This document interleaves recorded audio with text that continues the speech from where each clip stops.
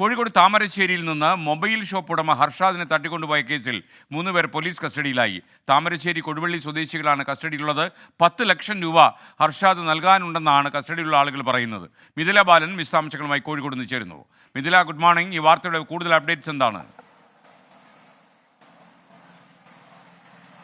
Good morning എസ്കേൻ. ഈ കസ്റ്റഡിയിലുള്ള ആളുകളെ ഇപ്പോൾ താമരശ്ശേരി ഡിവൈഎസ്പിയുടെ നേതൃത്വത്തിൽ ഇന്നലെ രൂപീകരിച്ച പ്രത്യേക അന്വേഷണ സംഘം ചോദ്യം ചെയ്യുകയാണ്. 4 CI-മാരും 11 പോലീസുകാരുമാണ് ഈ ഒരു സംഘത്തിലുള്ളത്. കസ്റ്റഡിയിലുള്ളവർ പറയുന്നത് പ്രകാരമാണെങ്കിൽ സാമ്പത്തിക ഇടപാട് തന്നെയാണ് ഇത്തരമൊരു തട്ടിക്കൊണ്ടുപോകലിന് പിന്നിൽ എന്ന ഒരു സ്ഥിരീകരണം ഈ അന്വേഷണം തുടങ്ങിയ സമയത്ത് തന്നെ പോലീസിന് ലഭിച്ചിട്ടുണ്ടായിരുന്നു. 10 ലക്ഷം രൂപയായിരുന്നു മോചനദ്രവ്യമായി ഈ തട്ടിക്കൊണ്ടുപോയ ആളുകൾ ആവശ്യപ്പെട്ടത്.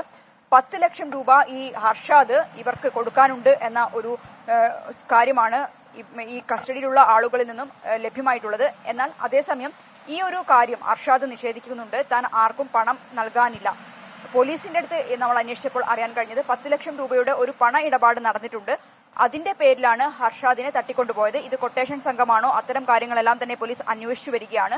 ഈ കസ്റ്റഡിയിലുള്ള ആളുകളുടെ അറസ്റ്റ് ഇതുവരെ രേഖപ്പെടുത്തിയിട്ടില്ല. കാരണം ഇവർക്ക് ഈ ഒരു തട്ടിക്കൊണ്ടുപോകലിൽ ഏത് തരത്തിലുള്ള ബന്ധമാണ് എന്നത് ഇപ്പോൾ അന്വേഷിച്ചുകൊണ്ടിരിക്കുകയാണ് പോലീസ്. അതിനുശേഷം മാത്രമായിരിക്കും ഇവരെ അറസ്റ്റ് രേഖപ്പെടുത്തേണ്ടതുണ്ട്. അത്തരം കാര്യങ്ങളിലേക്കെല്ലാം പോലീസ് എത്തുക. കഴിഞ്ഞ വെള്ളിയാഴ്ച രാത്രി 12 മണിക്കായിരുന്നു ഹർഷാദിനെ, അതായത് ഈങ്ങാപ്പുഴയിലെ ഭാര്യ വീട്ടിലുണ്ടായിരുന്ന സമയത്ത് ഒരു ഫോൺ വരുന്നു. ആ ഫോൺ വന്നതിന് പിന്നാലെ കാറും എടുത്ത് ഹർഷാദ് പുറത്തേക്ക് പോവുകയായിരുന്നു. പിന്നീട് ഹർഷാദ് തിരിച്ചു വന്നിട്ടില്ല.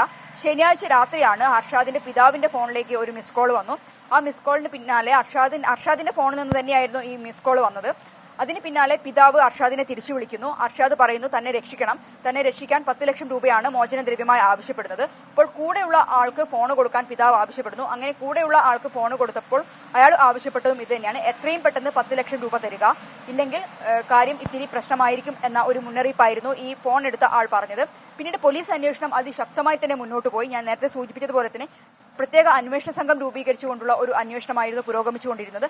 അതിന് പിന്നാലെയാണ് ഇന്നലെ രാത്രി ബത്തേരിയിൽ അർഷാദിനെ ഇവർ ഉപേക്ഷിച്ചു പോയത്. Okay, thank you Mithila Balan.